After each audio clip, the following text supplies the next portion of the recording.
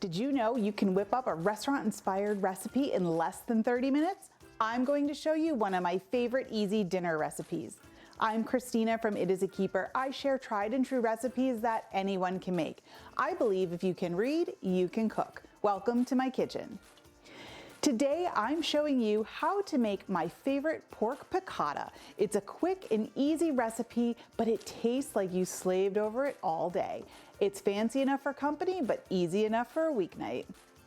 Make sure you stay tuned to the end to learn my favorite tips for making this even better. This video is sponsored by the Ohio Pork Council. Be sure to grab the full printable recipe in the video description below. Okay, so the first thing we need to do for our pork piccata is we need to get our pork cutlets. So I'm actually starting with a pork loin. I really love how easy pork loin is to use in this recipe because we can make as many or as few cutlets as we want. So I'm just going to take this pork loin and we're going to cut it into about 1/4 inch slices. So I'm just going to slice it down. If you see any big pieces of fat along the edge, you can easily trim those off. Okay, so our pork is all trimmed up. The next thing we need to do is we need to get it flattened out. So I have a zip top bag here. Usually fit about 4 pieces or so, maybe 4 to 6 pieces in here. Just lay them in a nice single layer in the bag. So I have my pork in the bag, handy dandy meat mallet. So this is where you take your aggression out on the pork. So we're just gonna tenderize that pork, get it nice and thin. Let me show you what we're looking for here. Look at that, nice and thin, right? Perfect. So I'm going to transfer these to my plate, and then I'm going to finish my remaining pork pieces.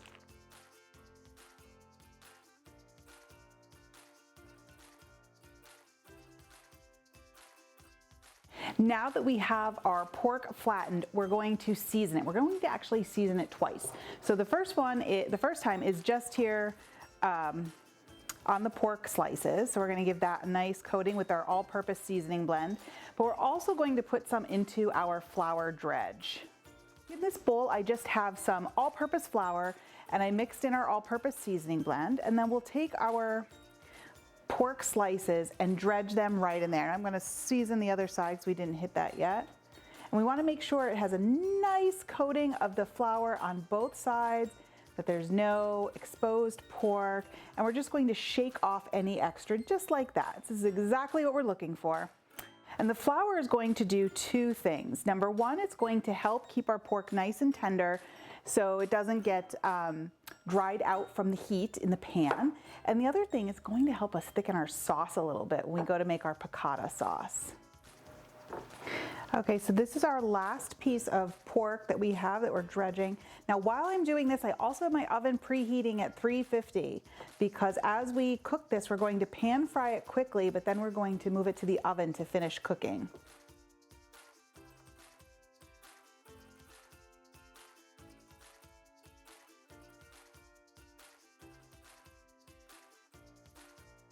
So we're going to add our pork. Our oil's got nice and warm. So we're going to get our pork in there. We don't want to crowd the pan, so maybe, depending on the size of your pan, 3 to 4 pieces. And we definitely don't want it crowded because then we'll steam it, and we don't want our pork steamed. We want to develop a nice crust. So we're going to let these hang out until they get nice and crusty on the bottom, maybe about 2 to 3 minutes, and then we're going to flip them. All right, so it looks like our pork is about ready to turn. We have a nice golden color on the one side. We're just going to do it 2 to 3 minutes on this next side, and then we'll finish our second batch. All right, so I think we are good on this second side. Yep. So I'm going to transfer the pork that's done to a baking sheet. Because as I told you in the beginning, we're going to pop this into the oven to finish cooking. But in the meantime, I'm just gonna get a little more olive oil in there and get our second batch going. Okay, so it looks like our last batch is done. I'm going to get those onto the baking sheet. single layer on that baking sheet. You don't want them doubled up. Okay, so I'm going to pop these into our preheated oven, and all those brown pieces at the bottom of our pan, this is exactly what we're looking for. So we're going to, and turn this heat down a little, I'm gonna add some butter. And to the butter, I'm going to add my shallot. So shallot is like a milder onion. Don't worry about those pieces. We're going to bring those up in a little bit. We're going to add some garlic slices. Now it's important that you slice the garlic for this recipe and not mince it. The larger surface area will make sure it doesn't burn. And I'm going to switch from tongs to a spoon. This only needs about 30 seconds to maybe 60 seconds at most. I think it's ready. And now we're going to add some white wine. Any dry white wine will work. Boy, that's a tough one to say. And once that wine hits the pan, we're going to cook the alcohol off and start scraping up those brown bits. And to this, we're going to add some chicken broth. There we go. And the next thing we're going to add is some lemon juice. But before we squeeze the lemon, I want to get some zest. So I'm just going to zest this lemon before I cut it. And I'm going to squeeze this lemon juice in. I usually do it over my fingers so I can use my fingers to catch the seeds. Kind of like my little handmade sieve, right? And I'm just going to go around, I'm going to scrape up all those bits that are down there. I think the pork is finished. The best way to tell if your pork is done is a meat thermometer. 145, oh yeah, these are done. So our sauce is just about done. To this sauce, I'm going to add our lemon zest and capers. This is what makes piccata, piccata. And then I'm going to transfer the pork right into that sauce. Because remember I told you in the beginning that the flour from the pork is going to help thicken our sauce. And the last thing we're going to add to this is a tablespoon of butter. I'm just gonna nestle it right down in the middle.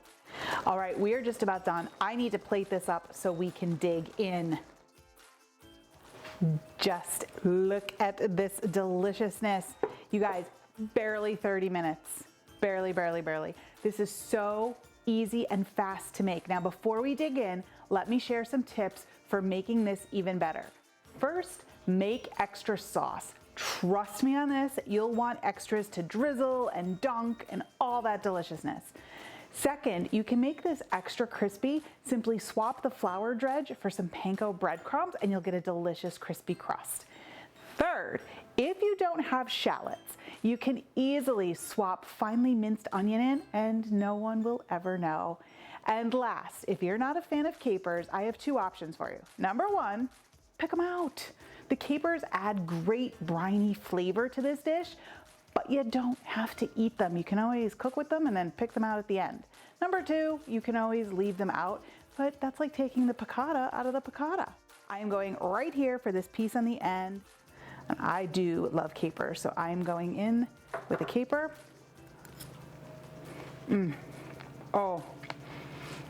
You guys, it is so flavorful. That lemon is just bursting. The capers are nice and briny, and the garlic flavor is just enough. Now, I love to eat these garlic slices. It's one of my favorite parts of this whole thing. But you seriously need to make this recipe. It is definitely a keeper. You won't believe how easy and delicious it is.